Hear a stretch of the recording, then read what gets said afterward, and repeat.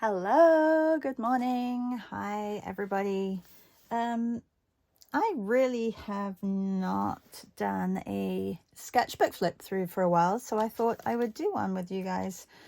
Actually, I'm not sure when the last one was and how much you've seen, so I will just have a look what we've got in some of these. These are always a mix of classes, mornings, and just me working out certain things like projects that I've got going on. This one does say Gouache-Vember 2023, so I feel like, but it also says January 2024, so I feel like we've got a little bit of a few different things in here. So this was back from November when we were working just with gouache, and I think I've done a flip through of this, but I'll just quickly go through because I have 10 minutes before I have to take my little pup out, and then you'll see the variety in a lot of these. November was Gouache-Vember, and Daria and Courtney, they organize the prompts for Gouache-Vember, which is kind of nice because then I don't have to think about it. I also try and pull up images from my camera roll and do that. This one wasn't from my camera roll, but the dog was. And then I think this one was veg, and I just grabbed a potato and did a study of a potato. You may have already seen these, but you know, sometimes we have new Patreons and new Substack subscribers, so thank you so much for joining. So this may be one of your first flip throughs that we have. I'll try and link a couple of the other flip throughs in this message so that you can have a look at we did hands, and I spelt hope with the hands in American Sign Language.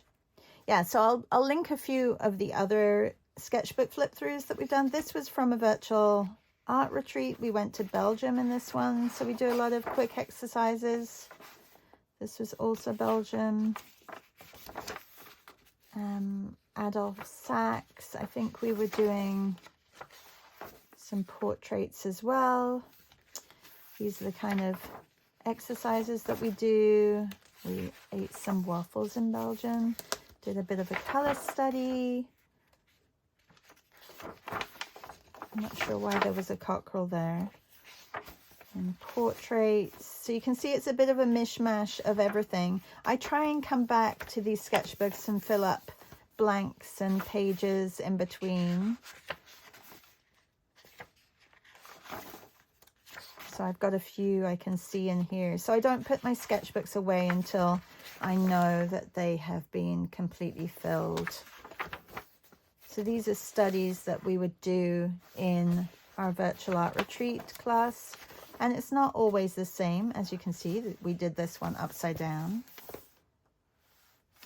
One technique that I love to use on a busy scene. Some just washes. I think we were in Greece for this one. They look a little bit rough. We did some longer pieces, which I really love, of Greece.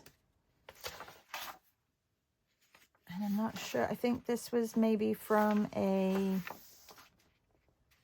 virtual art retreat as well.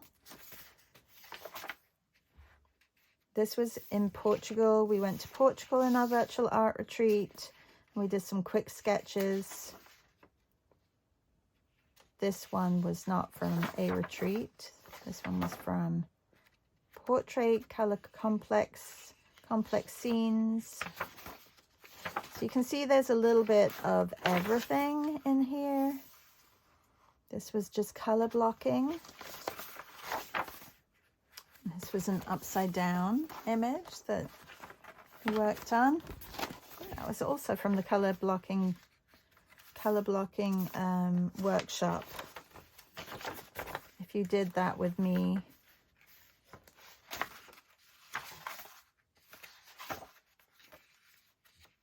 And this was the figures workshop.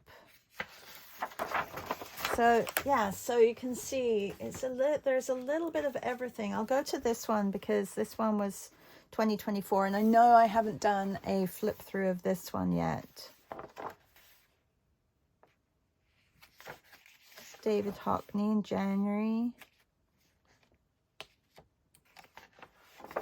I love these two quotes. May all that is noise in you become music. And the artist's job is of two kinds, the art of being and the art of doing. That's by Rick Rubin. If you haven't read his book or listened to his book, it's a great book. This was of my mom. I did an illustration of her busy in the garden. And of my daughter lying with Piper, my dog. Gouache. This was of my girls. That was quite painful, getting them to pose. And I think I took 2 pictures and mixed them up. This was day 10 in January weather. And I'm not sure what this was. Oh, favorite drinks. I really love how painterly this is, and I've been trying to be a little bit more painterly in my work,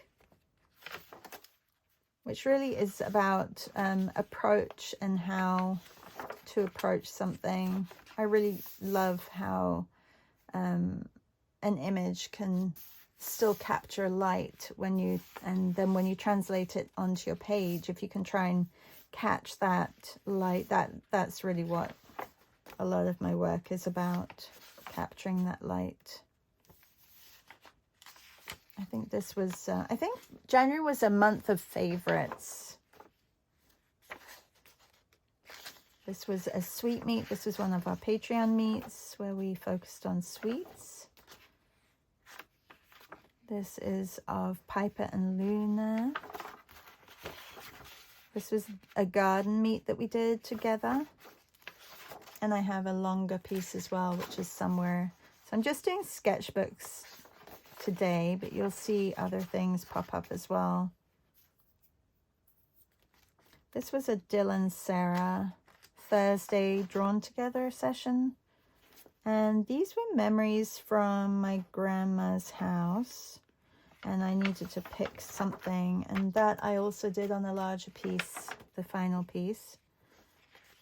This was from an image I took in England. Oh, this is the larger piece that I did of my grandma. So things like this, drawing from memory, I think is a really good way of connecting with a past memory and trying to translate it onto your page, whether it's colors, shapes, the feels, the emotions. Obviously, like for me, the good memories are always the ones that I want to remember. And I don't think there are too many bad memories, but just there were a lot of great memories growing up and being with my grandparents. So I want to try and remember that. Pages that I haven't added to, I'm not sure. This was a portrait class that I taught.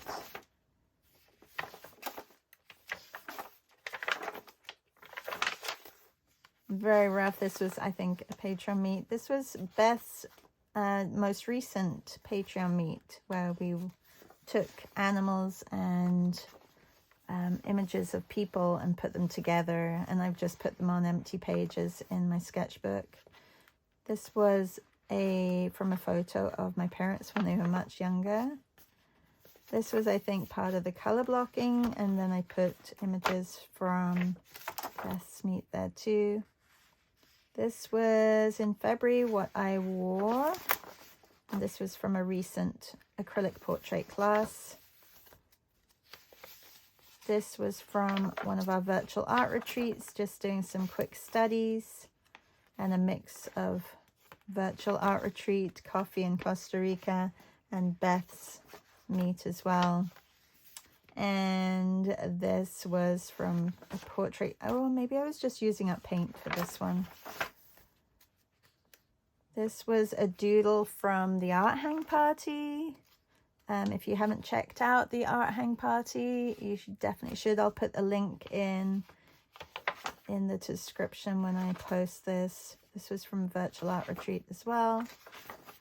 And I think, oh, and this was, I love how the Neocolor, when you're working on another page, it comes across to this page. This, like, to me, this is really interesting how this works and how you get a mirror image. So I kind of like that.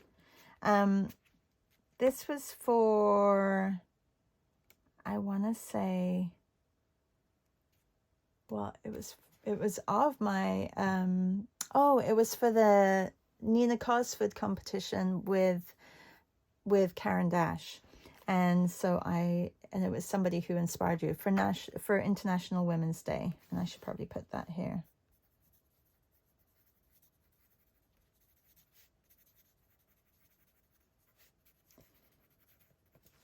I don't write enough in my sketchbooks, so visually it's something that I need to, like, I can see it and I remember it right now, but I think in a couple of years, if I don't write anything, I will forget. So I need to start writing. That's one of my goals, to start writing along with the image. This was fun. This was with Melissa Martin, again, with the Art Hang Party. And she had images from coffee shops, and she would pull up a couple of images and ask the people who were watching to choose one or two. They couldn't see the images, but she would describe the images, and then we had 2.5 minutes per image. So for example, there was the coffee cup, and then there was a barista, but I put the barista on the coffee cup, and we kind of added and put it. So I tried to squeeze everything into one. Got a little bit crazy, but I like it. And this was just this morning. I am going to try to do 100 figures in a week. I think it's doable, but I'm working from images from my sketchbook. And this was actually from the National Portrait Gallery. I went up there with my sister and my nephew and my daughter. And so I'm putting them all together. And that's all I have in this sketchbook. This is a pith sketchbook. It's from England. You can buy it at the Cass art stores, and I love it. It lies completely flat. So I do have 2 of these pith sketchbooks, but I think I've shown you this sketchbook before. So I'm going to try and find that link so that I pop it in this post as well. And I've been looking back at sketches a lot. This month is for revisiting images in either sketchbooks or loose papers and making them into paintings. So I've been looking at, and I don't think I have it, but these are a couple of the ones that I've done recently, and they were from images that I've done on paper, whether it's a gouache painting, and I'm trying to put them on canvas. I find it really difficult to translate a sketch into a bigger piece on canvas, and I'm not sure if I have to, but I love the sketch feel